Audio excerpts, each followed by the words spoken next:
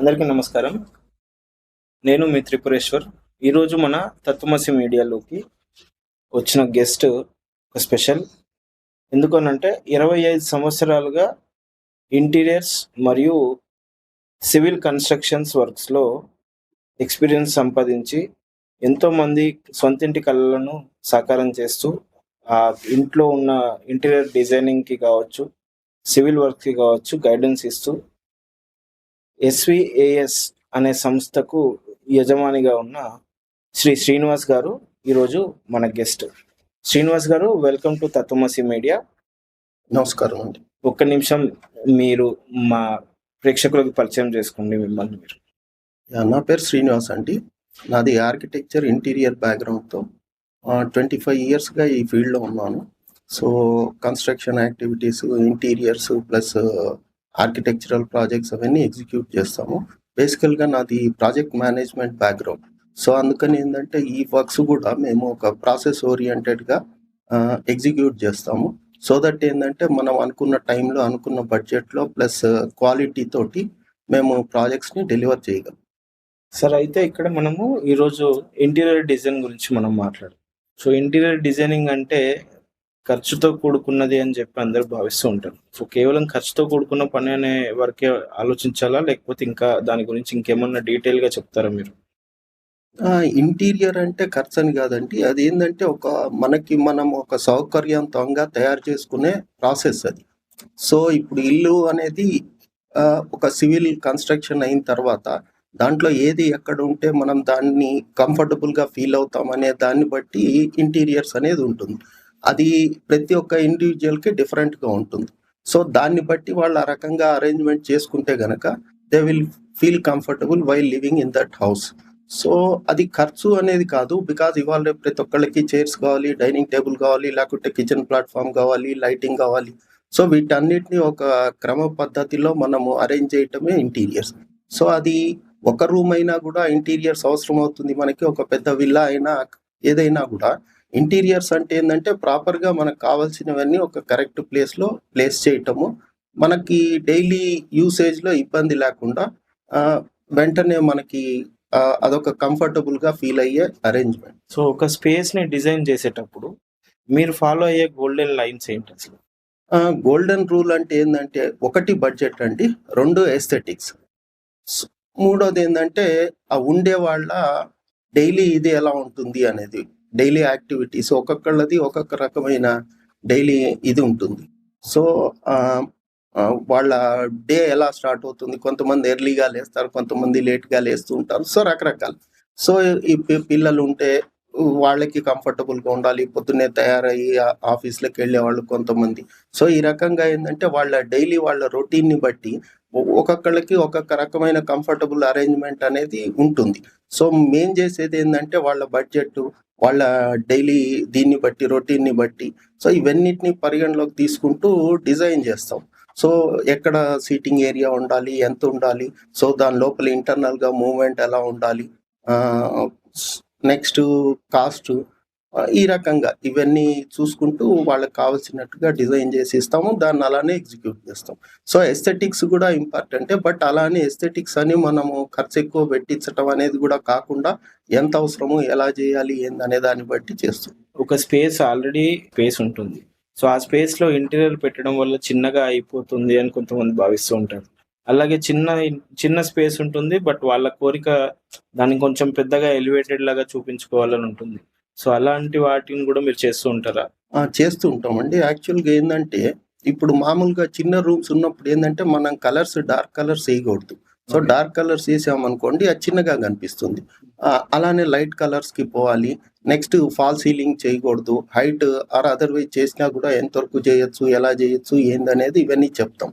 So అట్లానే ఏందంటే ఎక్కువ ఫర్నిచర్ కూడా పెట్టకుండా అవసరమైనట్టు రూమ్ స్పేస్‌ని బట్టి ఎట్లా ఫర్నిచర్ పెట్టాలి, ఎంత ఫర్నిచర్ పెట్టాలి, ఓపెన్ స్పేస్ ఎంత ఉండాలి, సో ఎలా ఉంటే వాళ్ళకి కంఫర్టబుల్‌గా ఉంటుంది, ఈ రకమైనవన్నిటిని మేము సజెస్ట్ చేస్తాం. ఏ సైడ్ పెట్టాలి, ఇంకోటి వాస్తుపరంగా కూడా చూసి ఏది ఎక్కడ ఉంటే బాగుంటుంది, ఏందనేది కూడా అలా కూడా సజెస్ట్ చేస్తాం. సో ఎంత స్పేస్, దేనికి ఎంత స్పేస్ ఇవ్వాలి, అసలు వాళ్ళకి ఏమేమి రిక్వైర్మెంట్స్ ఉంటాయి, రిక్వైర్మెంట్స్ని బట్టి again will design according to their requirement. Sir ఇప్పుడు మరి మీరు వాస్తు అని అంటున్నారు. సో మోడర్న్‌గా డిజైన్ చేసుకునేటప్పుడు కొన్నిసార్లు వాస్తుకి, మోడర్న్‌కి సెట్ అవ్వదు. సో అలాంటిది మీరెలా డీల్ చేస్తారు అలాంటి టైంలో? అంటే మేము బేసిక్ మినిమమ్ వీటిని ఫాలో చేస్తూ మెయిన్ వాస్తులో మనకి మేము చూసేది ఏంటంటే కరెక్ట్ క్రాస్ వెంటిలేషన్ ఉందా లేదా, లైటింగ్ సఫిషియెంట్గా ఉందా లేదా, సో ఈ రకమైన ఇవన్నీ చూస్తాం అనమాట. సో చూసి దాన్ని బట్టి సజెస్ట్ చేస్తాం. అంటే ఓపెనింగ్ సైజులు ఎంత ఉండాలి, ఎక్కడ ఉండాలి, ఎలా ఉండాలి, సో ప్లస్ వాళ్ళ ప్రైవసీ కూడా ఇది ఉంటుంది. ప్లస్ ఇప్పుడు మనం మామూలుగా కిచెన్ వచ్చేసి ఆగ్నేయంలో పెట్టాలంటారు. దానికి కారణం ఏంటంటే మనం మధ్యాహ్నం పూట కిచెన్లో పని అయ్యేది పొద్దున పూట ఈవినింగ్. సో మధ్యాహ్నం పూట ఎక్కువ యూజ్ చేయం. సో అందుకని ఏంటంటే మనకి సౌత్ ఈస్ట్ యాక్చువల్గా మధ్యాహ్నం పూట హాట్గా ఉంటుంది కాబట్టి ప్లస్ మనము పొద్దున ఈవినింగే పని చేస్తాం కాబట్టి అక్కడ పెడతారు. సో ఈ రకంగా అనమాట. నెక్స్ట్ ఇంకోటి హైజెనిక్గా కూడా ఉంటుంది. అక్కడ వేడి ఎక్కువ ఉంటుంది కాబట్టి మనకి హైజెనిక్గా కూడా ఉంటుంది. అలానే బెడ్రూమ్స్ ఓన్లీ రాత్రి పూట పడుకుంటాం కాబట్టి అది మనము సౌత్ వెస్ట్లో పెడతాం. సో అట్లానే ఇంకా మీకు లివింగ్ ఏరియాస్ అన్ని వీలైనంత వరకు ఈస్ట్ అండ్ నార్త్లో వచ్చేటట్టు పెడతాం. సో దట్ ఏంటంటే డే టైంలో కూడా మనకు అక్కడ హీట్ తక్కువ ఉంటుంది. సో దట్ వాళ్ళ కంఫర్టబుల్ ఫీల్ కావడానికి అట్లా ప్రపోజ్ చేస్తాం. దాని తర్వాత మెయిన్ ఇంకా lighting important, plus air flow కూడా ప్రాపర్గా ఉండేటట్టు చూస్తాం. ఇవన్నీ ఫాలో చేస్తే కంఫర్టబుల్గా ఉంటుంది. సార్ అయితే మరి ఇప్పుడు ప్రెజెంట్ నడుస్తున్న ట్రెండ్స్ ఏంటి? అసలు లేటెస్ట్ ట్రెండ్స్ ఎలా ఉన్నాయి? లేటెస్ట్ అంటే ఇప్పుడు మినిమలిస్ట్ ఎక్కువ ప్రిఫర్ చేస్తున్నారండి. ప్లస్ సేమ్ టైం ఏంటంటే మెటీరియల్స్ కూడా చాలా రకాల మెటీరియల్స్ ఇప్పుడు అవైలబుల్గా ఉన్నాయి. సో మనకి అంటే ఎంత కాస్ట్లీ కావాలంటే కాస్ట్లీ వెళ్ళొచ్చు, లేకుంటే తక్కువలో చేసుకోవాలంటే తక్కువలో చేసుకోవచ్చు. ఈ రకమైన కొత్త కొత్త మెటీరియల్స్ వచ్చాయి కాబట్టి మనము client budget, client requirements plus long లాస్టింగ్గా కూడా ఉండేటట్టు, తొందరగా పాడు కాకుండా, సో ఈ రకమైన మెటీరియల్స్ సజెస్ట్ చేస్తూ వాళ్ళలో కూడా అవేర్నెస్ క్రియేట్ చేస్తూ మేము ఇంటీరియర్స్ చేయిస్తున్నాము. సో ఇప్పుడు ఇంటీరియర్ చేసుకునేటప్పుడు కొత్త కొత్త లైటింగ్స్ కూడా చేపిస్తూ ఉంటారు. సో ఫాల్ సీలింగ్‌కి లైట్ సెట్టింగ్ కావచ్చు. సో అలా కొత్త లైట్స్, కొత్త ప్లేసెస్‌లో లైటింగ్ అనేది యాడ్ చేయడం వల్ల ఇంటికి కొత్త అందాన్ని ఎలా మారుస్తుంది? ఎలాంటి చేంజెస్ వస్తాయంటారు? డెఫినెట్గా ఇంటికి లైటింగ్ కూడా చాలా అవసరం అండి. సో లైటింగ్లో ఇప్పటికి కరెంట్ ట్రెండ్ ఏంటంటే రకరకాల కొత్త కొత్త లైట్స్ చాలా వచ్చాయి. మూడ్ లైటింగ్ అని, నెక్స్ట్ కలర్ టెంపరేచర్స్, ఈ రకంగా డిఫరెంట్ ఇవి ఇప్పుడు కన్సిడర్ చేస్తున్నాం. యాక్చువల్గా ఏంటంటే లివింగ్ ఏరియాస్కి మనకి ఒక 3000 కెల్విన్ అట్లా ఉండాలి. నెక్స్ట్ రీడింగ్ ఏరియాస్లో ఇంకొంచెం ఎక్కువ ఉండాలి. సో కలర్ టెంపరేచర్స్ కూడా డిఫరెంట్ కలర్ టెంపరేచర్స్ ఉన్నాయి. సో ఇవాళ రేపు ఏంటంటే మార్కెట్లో ఈవెన్ రిమోట్తో కంట్రోల్ చేసే లైట్స్ వచ్చాయి. ప్లస్ అలానే ఒకటే లైట్లో డిఫరెంట్ కలర్ టెంపరేచర్స్ కూడా వచ్చే లైట్స్ ఉన్నాయి. మార్చుకునే పాసిబిలిటీ ఉంటుంది. నెక్స్ట్ అలానే వచ్చేసి డిఫరెంట్ లైట్స్, ట్రాక్ లైట్స్ అని, ప్యానల్ లైట్స్ అని, రీసెస్ లైట్స్, ఈ రకంగా వాల్ వాషర్స్, సో రకరకాల లైట్స్ కొత్త కొత్త మార్కెట్లో ఉన్నాయి.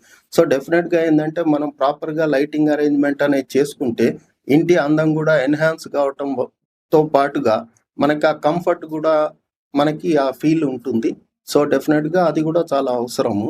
లైటింగ్ డిజైన్ కూడా ప్లస్ లొకేషన్ ఎక్కడ పెడితే లైట్ బాగుంటుంది అనే ప్లేస్మెంట్ కూడా ఇంపార్టెంట్. నెక్స్ట్ ఇంకోటి ఏంటంటే మూడ్ లైటింగ్ అని కూడా ఇవాళ రేపు వచ్చాయి. సో దానివల్ల కూడా ఏంటంటే వాళ్ళకి మూడ్ని బట్టి లైటింగ్ని కూడా అడ్జస్ట్ చేసుకుంటూ వాళ్ళు ప్లాన్ చేసుకోవచ్చు. సార్ మరి కస్టమర్ బడ్జెట్ అనేది మీరు అంటే ఎలా గెస్ చేస్తాం? ఎలా ప్లాన్ చేసుకోవాలి? లేకపోతే మీరు ఒకవేళ గెస్ చేసేటప్పుడు, అంచనా వేసేటప్పుడు ఎస్టిమేషన్ ఎలాగా కాలిక్యులేట్ చేస్తారు? ఈ ఎస్టిమేషన్ అనేది ఎట్లా అంటే అండి, క్లయింట్ని ఫస్ట్ మేము కలిసి వాళ్ళ రిక్వైర్మెంట్స్ అర్థం చేసుకుంటాం. సో రిక్వైర్మెంట్స్ తర్వాత మేము వాళ్ళ స్పెసిఫికేషన్స్ని డిరైవ్ చేస్తాం. అంటే బడ్జెట్ కూడా అడుగుతాం వాళ్ళని. మీకు ఎంత బడ్జెట్ ఉందండి అని చెప్పి అడిగి ఆ బడ్జెట్ని బట్టి మళ్ళీ ఈ స్పెసిఫికేషన్స్ని కూడా డిరైవ్ చేస్తాం. సో ఇది ఒక వాల్యూ ఇంజనీరింగ్ అంటాం మేము. బై ఛాన్స్ వాళ్ళకి అంటే వాళ్ళ బడ్జెట్ కొంచెం తక్కువ ఉన్నా కూడా మేము ఇంకా మంచి మెటీరియల్ ఏమన్నా మనం సజెస్ట్ చేయగలమా అన్నట్టు చూసి వాళ్ళకి మంచి అంటే వాళ్ళ బడ్జెట్లో మంచి ప్రోడక్ట్ ఇవ్వటానికి మేము ప్లాన్ చేస్తాం. Sir okay. ఇప్పుడు చాలామంది మనకు యూత్ ఇంటీరియర్ డిజైనింగ్ కెరీర్‌గా సెలెక్ట్ చేసుకోవాలనే ఆలోచనతో ఉన్నారు. సో అలాంటి వాళ్ళకి మీరు ఎలాంటి సలహాలిస్తారు? అలాగే అది కెరీర్‌గా తీసుకోవడం వల్ల ఎలాంటి బెనిఫిట్స్ ఉండొచ్చు ఫ్యూచర్‌లో? ఇది ఇంటీరియర్ డిజైనింగ్ అనేది ఒక క్రియేటివిటీతో కూడుకున్నదండి. సో ఇది ఎవరైనా చేయొచ్చు. వాళ్ళకి కావాల్సిందల్లా ఏందంటే ఒక క్రియేటివిటీ ప్లస్ అబ్జర్వేషన్, లేటెస్ట్ ట్రెండ్స్‌ని ఫాలో చేయటం. నెక్స్ట్ వచ్చేసి ఆహ్, దానికి విజువలైజ్ చేసుకొని రిక్వైర్మెంట్స్‌ని అర్థం చేసుకొని డిజైన్ చేయగలిగే ఆ క్రియేటివిటీతో డిజైన్ చేయగలిగే కెపాసిటీ ఉంటే సరిపోతుంది. దాంతో పాటు కొంచెం టెక్నికల్‌గా ఆలోచించగలిగితే అదొక ప్లస్ అవుతుంది. ప్లస్ ఇంకోటి ఇది కెరీర్‌గా ఎవరైనా కూడా చూజ్ చేసుకోవచ్చు. ముఖ్యంగా మహిళలకి ఏందంటే ఇది ఒక ఒక హ్మ్, ఒక కెరీర్‌లా చాలా యూజ్ అవుతుంది. వాళ్ళకి వాళ్ళు దాంట్లో సెటిల్ అయ్యి గ్రో అయ్యే పాసిబిలిటీస్ చాలా ఉంటాయి. సో ఉమెన్ ఎంటర్‌ప్రెన్యూర్స్ ఇంటీరియర్‌లోకి వస్తే బాగుంటదంటారు. వస్తే బాగుంటుంది. చాలా మంది ఉన్నారు, చేస్తున్నారు. సో వాళ్ళకి తొందరగా కెరీర్‌ని చేసుకునే పాసిబిలిటీ ఉంటుంది. సో మరిప్పుడు మీ ఎస్‌విఏఎస్ కంపెనీ ద్వారా ఒకవేళ సర్వీసెస్ తీసుకోవాలి అని అనుకుంటే ఎలాంటి సర్వీసెస్ మీరు ఆఫర్ చేస్తారు? మేము అన్ని కన్సల్టెన్సీ సర్వీసెస్ అండి. Consultancy related to construction, civil construction, building plans and interior designing. So ఇవి కాకుండా ఇంకా వాళ్ళ రెనోవేషన్ ఉన్నా కూడా ఈ రకమైన వాటర్ ప్రూఫింగ్ కానివ్వండి, లేకుంటే ఏ రకమైన రిపేర్స్ ఉన్నా, ఎక్స్టెన్షన్స్ ఉన్నా, మాడిఫికేషన్స్ ఉన్నా, సో అన్నిటికీ మేము సర్వీసెస్ ఇస్తాము. సో మా దగ్గర ఏంటంటే ఎక్స్పర్టీస్ వచ్చేసి project management, professionalism and process ఓరియంటెడ్గా ఉంటుంది. సో వాళ్ళకి టైంలో కంప్లీట్ చేసి ఇస్తాం. Thank you sir. మంచి ఇన్ఫర్మేషన్ మీరు మా ప్రేక్షకులతో పంచుకున్నారు ఈరోజు. సో మా స్టూడియోకు విచ్చేసి మీ సమయాన్ని అందించినందుకు ధన్యవాదాలు మరొకసారి. సో మళ్ళీ వీలైతే మీతోని మళ్ళీ ఇంకొకన్ని ఎపిసోడ్స్ లాగా ప్లాన్ చేసేలాగా ఫ్యూచర్లో చూస్తాము. Thank you. ధన్యవాదాలు. థ్యాంక్ యూ మన ప్రేక్షకులందరికీ. సో విన్నారు కదా. సో మీకు కావాల్సిన సివిల్ వర్క్స్ కావచ్చు, ఇంటీరియర్ రిలేటెడ్ వర్క్స్ కావచ్చు, సో కన్స్ట్రక్షన్ కావచ్చు, ఏదైనా సరే ఇక్కడ కింద డిస్క్రిప్షన్లో కానివ్వండి, లేకపోతే మన వీడియోలో కానివ్వండి, ఎస్విఏఎస్ కంపెనీకి సంబంధించి శ్రీనివాస్ గారి నంబరు మనం ఇక్కడ డిస్ప్లే ఇస్తున్నాము. సో మీరు ఎవరైనా సరే కాల్ చేసి కాంటాక్ట్ చేయొచ్చు. కాల్ చేసినప్పుడు మన ఛానల్ నేమ్ని మెన్షన్ చేయడం అసలు మర్చిపోవద్దు. సో మీ ఆదరణ మాకు ఎప్పుడు దొరుకుతుందని కోరుకుంటూ మరొకసారి అందరికీ ధన్యవాదాలు. మరో కొత్త ఎపిసోడ్తో త్వరలో మీ ముందుకు వస్తాము. Thank you.